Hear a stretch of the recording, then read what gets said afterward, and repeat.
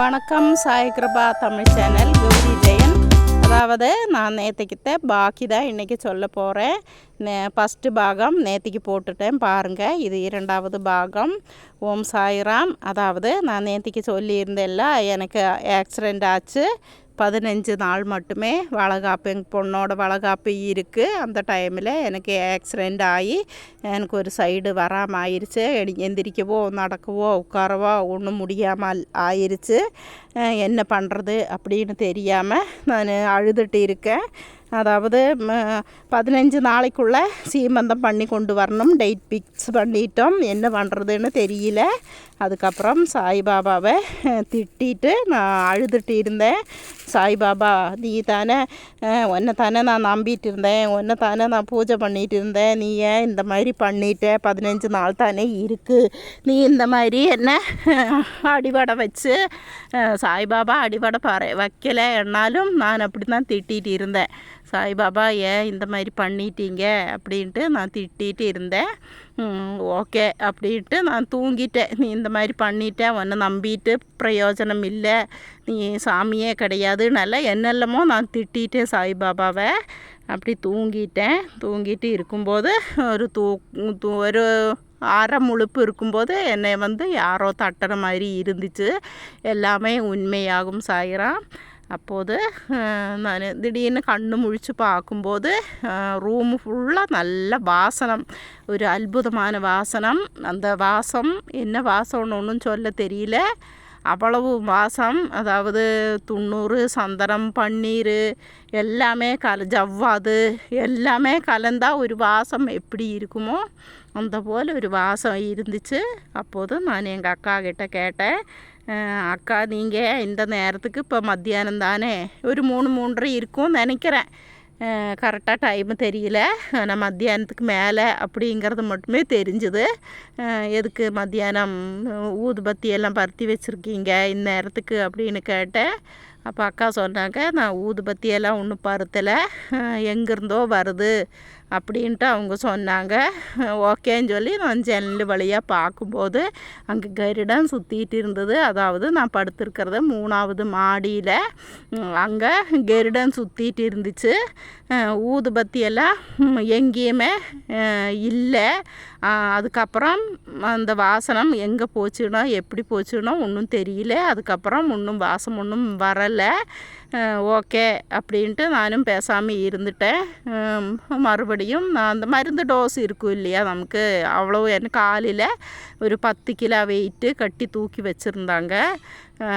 அது எதுக்குன்னு தெரியல, அவ்வளோ 10 கிலோ வெயிட்டு வேறு என் காலில் கட்டி வச்சுருந்தாங்க. எந்திரிக்கவோ உட்காரவோ நடக்கவோ ஒன்றுமே முடியாது. அந்த மாதிரி பெட்டாக தான் நான் படுத்திருந்தேன். அதாவது நெட்டலில் அடிபட்டதுனால ஒன்றும் அசைய முடியாமல் தான் நான் படுத்திருந்தேன் சாய்ராம். அப்புறம் நான் காலையில் அன்னைக்கு தான் முடிஞ்சு போச்சு. மறாவது நாள் காலையில் நான் எந்திரிச்சு உட்காந்துருக்கேன். எங்கள் அக்கா கேட்டாங்க திடீர்னு, அவங்க எந்திரிச்சு பார்க்கும்போது நான் பெட்டில் உட்காந்துருக்கேன். அப்போ அக்கா கேட்டாங்க, ஐயையோ நீ என்ன எந்திரிச்சு உட்கார்ற, உனக்கு எந்திரிச்சு உட்கார முடியுதா, உனக்கு வலி ஒன்றும் இல்லையா அப்படின்னு கேட்டாங்க அக்கா. அப்போ இல்லையே, எனக்கு வலி ஒன்றும் இல்லை, எனக்கு ஒன்றுமே தெரியறதில்ல, எனக்கு எந்த வலியும் இல்லைக்கா அப்படின்னு நான் சொன்னேன். அதுக்கப்புறம் டாக்டர் வந்தாங்க. டாக்டரு சொல்லிட்டு போயிருந்தாங்க, காலையில் தான் சொல்லிட்டு போனாங்க. அப்போ தான் நான் சாய்பாபாவையே திட்டினது. அவங்க சொன்னாங்க, 1 மாதம் 1.5 மாதம் நீங்கள் பெட் ரெஸ்ட்டு எடுக்கணும், நெட்டலில் அடிபட்டதுனால நீங்கள் அனங்காமல் அசையாமல் அப்படி படுத்திருக்கணும், நடக்கவெல்லாம் கூடாது, எந்திரிக்கவெல்லாம் கூடாது அப்படின்னு சொல்லிட்டு போயிருந்தாங்க காலையில். அதனால அந்த வருத்தத்தோடு தான் நான் சாய்பாபாவை திட்டிட்டும் அழுதுட்டும் இருந்தேன். அதுக்கப்புறம் எந்திரிச்சு உட்காந்தோம். டாக்டர் கேட்டாங்க, ஏம்மா உங்களுக்கு வலியெல்லாம் ஒன்றும் இல்லையா, நீங்கள் எந்திரிச்சு உட்காந்துருக்குறீங்களே அப்படின்னு கேட்டாங்க. அப்போ இல்லை, எனக்கு பிரச்சனையெல்லாம் ஒன்றும் இல்லை, நல்லா இருக்கேன், எனக்கு வலியெல்லாம் ஒன்றும் இல்லை அப்படின்னு சொன்னேன். டாக்டரே அதிசயப்பட்டார். இவ்வளவு அடிபட்ட உடம்பு எப்படி இப்படி உடனே குணமாச்சு அப்படிங்கிறது அவங்களும் ஆச்சரியத்தோடு தான் பார்த்துட்டு இருந்தாங்க. ஓகே ஆயிடுச்சு, ஒன்றும் பிரச்சனை இல்லை. நான் எந்திரிச்சு பாத்ரூம் எல்லாம் நானே தனியாக போக தொடங்கிட்டேன். ஒன்றும் பிரச்சனை இல்லை, வலியெல்லாம் ஒன்றும் இல்லை. அதுக்கப்புறம் ஒரு நாள் வச்சுருந்துட்டு அப்புறம் டிஸ்சார்ஜ் பண்ணி எங்களை அனுப்பிட்டாங்க வீட்டுக்கு.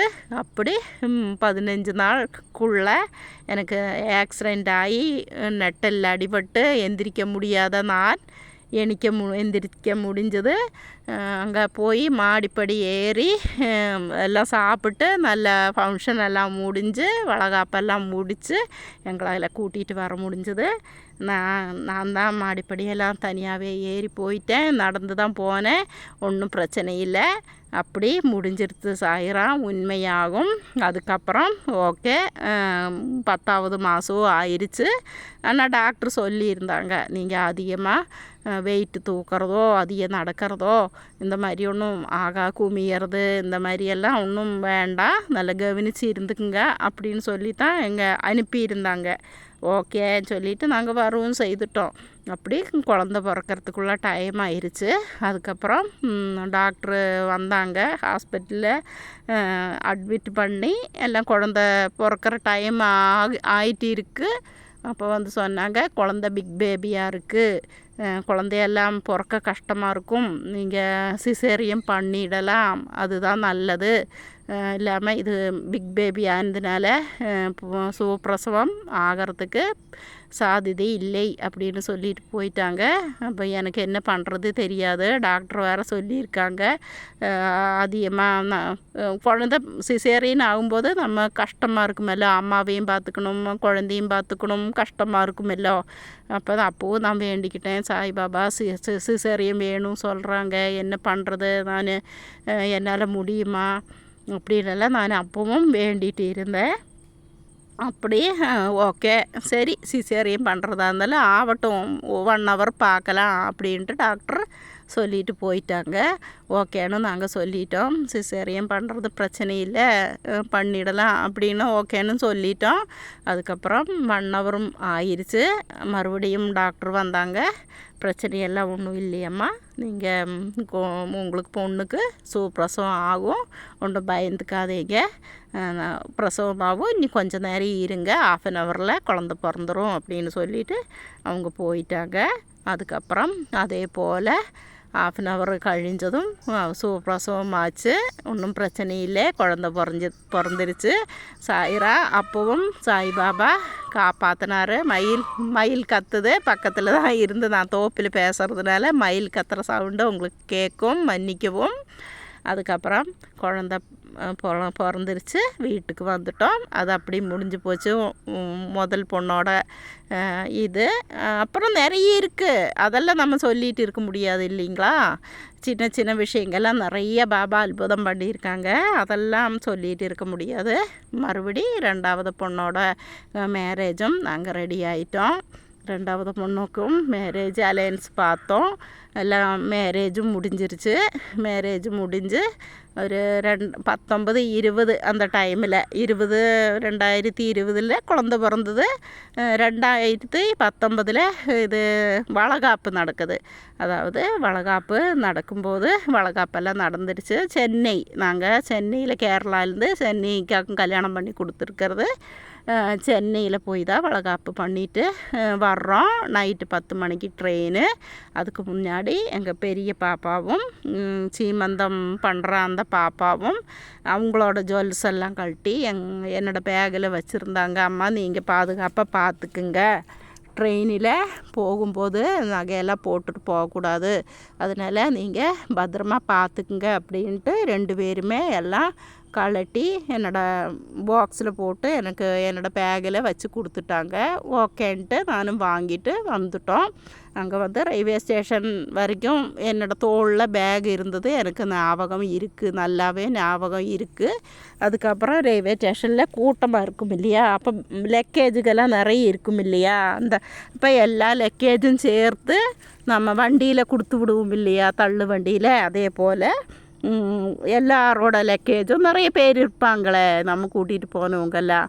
அவங்கெல்லாம் என்னோடய பேகு வைங்க அப்படின்னு சொல்லி வச்சாங்க அப்படின்னு தான் எனக்கு தெரியுது.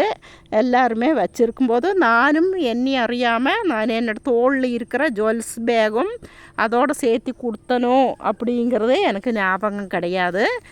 என்ன ஆச்சுன்னு எனக்கு சொல்ல தெரியல. ஆனால் அப்போது ஒன்றும் தெரியல. எல்லோரும் போயிட்டோம். லக்கேஜுக்கெல்லாம் அங்கே போய் ட்ரெயின் ஏறும்போது இறக்கிட்டோம். வண்டியிலேருந்தெல்லாம் இறக்கி ஏறியாச்சு. அப்போவும் எனக்கு ஞாபகம் இல்லை. ஒவ்வொருத்தர் சொல்கிறாங்க அவங்க தோளில் பேக் இருந்துச்சுன்னு சொல்கிறாங்க. ஒவ்வொருத்தர் சொல்கிறாங்க பேக் இல்லை அப்படின்னு சொல்கிறாங்க. என்னன்னு ஒன்றும் புரியல.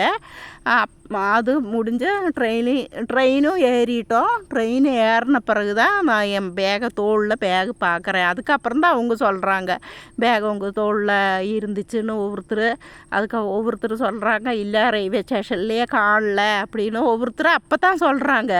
எனக்கு தெரியல எங்கே போச்சுனோ எந்த இடத்துல வச்சு விட்டேனோ எப்படி ஆச்சுனோ ஒன்றும் தெரியல. அப்படி அந்த ஜுவல்ஸ் பாக்ஸு சாயிரா சொன்னால் யாருமே நம்ப மாட்டாங்க. எனக்கு பயமாயிருச்சு. நான் என்ன உயிர் வாழ முடியுமா இனி? 2 பொண்ணோட ஜுவல்ஸு ஃபுல்லாகவும் எங்கிட்ட தான் இருக்குது. கல்யாணம் பண்ணி கொடுத்த பொண்ணுங்க நம்ம கொடுத்தது இருக்கும். அவங்களும் போட்டிருப்பாங்க இல்லைங்களா மாப்பிள்ளை வீட்டில்த. அதையும் சேர்த்து தான் என்னோடய பேக்கில் வச்சுருந்தாங்க. 2 பொண்ணோடதும் 2 பொண்ணும் கல்யாணம் பண்ணி கொடுத்த பொண்ணுகள்ட ஜுவல்ஸு ஃபுல்லுமே காணும் அப்படின்னு சொல்லும்போது ஒரு தாயோட நிலைமை என்ன யாருக்கும் அப்படின்ட்டு உங்களுக்கே தெரியும். நினச்சி பாருங்கள் எவ்வளோ கஷ்டப்பட்டிருப்பேன் நான்.